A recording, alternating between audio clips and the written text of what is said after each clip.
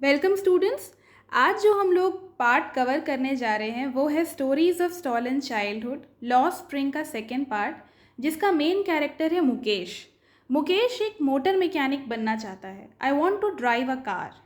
Mukesh insists on being his own master. जैसे कि पिछले वाला पार्ट में हम लोग देखे थे, अनीस जंग बतलाती हैं कि साहिब आलम जो है वो एक रैग पिकर का काम करता था, लेकिन फाइनली वो टी स्टॉल के लिए काम करता है और अपना मास्टर खुद नहीं रह पाता है।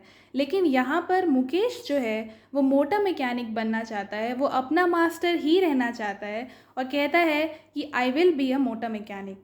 तो अनीस जंग उससे पूछती है कि क्या तुम्हें कार्स के बारे में कुछ भी पता है? तो वो बोलता है I will learn to drive a car. इसका जो टाउन है जिसमें ये रहता है वो है फ़िरोज़ाबाद। फ़िरोज़ाबाद बैंगल्स के लिए फेमस है। It is the centre of India's glass blowing industry where families have spent generations working around furnaces. Firozabad जो शहर है ये सेंटर है इंडिया के ग्लास ब्लोइंग इंडस्ट्री का, जहाँ पे फैमिलीज़ ने जनरेशन से बैंगल मेकिंग का काम किया है, फर्नेसेस के अराउंड काम किया है, ग्लास वेल्डिंग किया है और विमेन ऑफ द लैंड के लिए बैंगल्स ही बनाने का काम किया है। मुकेश का फैमिली इन्हीं में से एक है, बट लोग नहीं जानते कि चिल्ड्रन के लिए इलीगल है, गैर कानूनी है to work in the glass furnaces with high temperatures. ऐसे फर्नेसेस में काम करना जहाँ पे टेम्परेचर्स बहुत हाई रहते हैं, डिंजी सेल्स में। डिंजी का मतलब देखिए, यहाँ पे लेफ्ट हैंड साइड में लिखा हुआ है ग्लूमी एंड अनअट्रैक्टिव, यानी कि बहुत ही बेजान सा लगने वाला, ठीक है, दुखी सा लगने वाला जो सेल्स है, छोटे मोटे कमरे जैसे सेल्स होते हैं, उसमें ये बच्चे काम करने को मजबूर हैं। फर्नेसेस हाई टेम्परेचर्स में रहते हैं और 20,000 बच्चे, जैसे कि पिछले वाले पार्ट में हम लोग देखे थे कि 10,000 रैग पिकर्स रहते हैं और यहाँ पे 20,000 बच्चे हैं। तो ऐसे याद रखना ईजी हो जाएगा आपके लिए। तो often losing the brightness of their eyes, ये बच्चे यहाँ पे दिन रात काम करते हैं हॉट फर्नेसेस में, डिंजी सेल्स में, और ऑफन क्या होता है कि इनकी आंखों की रोशनी कम हो जाती है ऐसा काम करते करते। Mukesh eyes beam as he volunteers to take me home.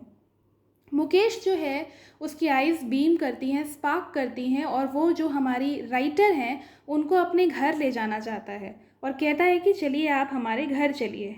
अब जब वो घर आती हैं तो देखती हैं कि एक वॉबली आयरन डोर है। आयरन डोर जो है वो वॉबली है, यानी अनस्टेडी है। देखिए नीचे मीनिंग लिखा हुआ है, यानी कि हिलता डुलता सा आयरन डोर है। हाफ बिल्ट शैक है। शैक का मतलब यहाँ पे लेफ्ट हैंड साइड में लिखा हुआ है रफली बिल्ट हट, यानी कि एक टूटा फूटा सा अजीब सा बना हुआ झोंपड़ी, उसको शैक बोलते हैं। तो हाफ बिल्ट शैक में रहता है, वॉबली आयरन डोर है। वहाँ पे वो देखती है कि उसके घर में एक फायरवुड स्टोव है जिसमें एक लार्ज वेसल चढ़ाया हुआ है, जिसमें कि स्पिनच लीव्स, पालक के पत्ते जो हैं वो उबल रहे हैं, सिजल कर रहे हैं। एक फ्रेल यंग वुमन, एक कमज़ोर सी यंग वुमन जो है वो इवनिंग मील बना रही है पूरे परिवार के लिए। She is cooking for the whole family and she is the wife of Mukesh elder brother. ये मुकेश के बड़े भाई की पत्नी है। ये बहू है जो कि घर के 3 लोगों का खाने पीने का सब कुछ का ख्याल रखती है, जैसे कि हर हस्बैंड, उसके हस्बैंड मुकेश का और उसके पिता का, ठीक है। और जैसा कि कस्टम डिमांड करता है, daughters in law must veil their faces before male elders. तो जब सबसे बड़े बुजुर्ग जो हैं मुकेश और उसके भाई के पिता आते हैं तो ये जो है वो अपना सर व्हील कर लेती है, कवर कर लेती है अपने ड्रेस से। Despite long years of hard labour, first as the tailor then as the bangle maker, he has failed to renovate a house and send his 2 sons to school. जबकि इस व्यक्ति ने हार्ड लेबर किया है सालों तक, लेकिन कैसे कैसे हार्ड लेबर किया है, पहले तो एक टेलर की तरह और फिर एक बैंगल मेकर की तरह। लेकिन इतने लंबे सालों के कड़े मेहनत के बावजूद ये 2 काम नहीं कर पाए, ना तो अपने घर को रेनोवेट कर पाए और ना ही अपने दोनों बच्चों को स्कूल भेज पाए। All he has managed to do is teach them. वो क्या कर पाए हैं अभी तक? To teach them the art of making bangles. वो केवल इतना कर पाए हैं कि अपने दोनों बच्चों को बैंगल बनाने की कला सिखा पाए हैं। इट इज़ हिज करम, his destiny, says Mukesh grand mother. Mukesh की ग्रैंड मदर बोलती हैं कि ये उसका करम है, ये उसका डेस्टिनी है। Who has watched her own husband go blind with the dust from polishing the glass of bangles. जिन्होंने अपने खुद के पति को ब्लाइंड लगभग होते देखा है विद द डस्ट, क्योंकि ग्लास बैंगल्स में जो डस्ट होता है पॉलिश करते समय उससे उनके पति की आंखों की रोशनी कमज़ोर हो जाती है। तो can a God given lineage ever be broken? क्या कोई भगवान का दिया हुआ जो लीनिएज है, वंशावली है, यानी भगवान का, कहने का ये मतलब है कि जब भगवान ही नहीं भगवान की वजह से ही क्या क्या बोला जाए, जैसे कि गरीबी जो है इनकी दूर नहीं हो रही है। गरीब परिवार में जब बच्चों का जन्म हो रहा है तो वो वापस से गरीब ही रह रहे हैं, उनके लाइफ में इकोनॉमिक अपलिफ्टमेंट नहीं आ रहा है। तो एक व्यक्ति कैसे अपने परिवार के बच्चों को समझाएगा?